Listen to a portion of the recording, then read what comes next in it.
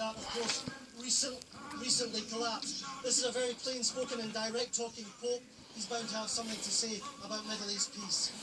Okay, Quentin, thank you very much for that. The start of the Pope's visit. That's it for now. Next news at 20 to 7.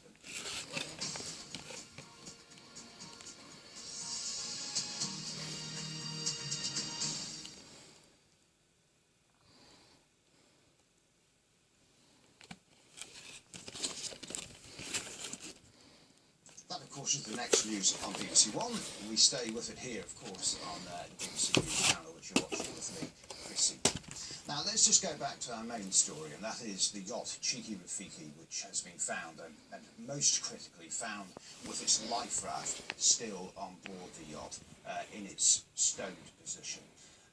Therefore, hope has frankly gone for the possibility of saving these men. The Prime Minister says his thoughts are with the families of the 4 British yachtsmen. This is after the wreckage from their boat was discovered, the upturned hull, what is left of it.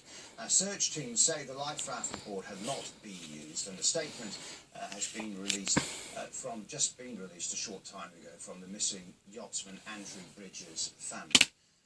And it says, we are obviously shocked and deeply saddened by the news. Andrew will be dearly missed by everyone who knew him. Our thoughts and condolences go out to the families of the rest of the crew on the Cheeky Rafiki. We would like to thank everyone who has helped in the search for Andrew, including the US Coast Guard, the Canadian Coast Guard, the RAF, merchant vessels, the yachting community, and the British and American governments. And they go on to say, we have been overwhelmed and strengthened by the public support we have received, and would like to thank the media for their support and treating us in a respectful and dignified way. We will not be making any further comment at the moment. We would ask just for privacy at this difficult time.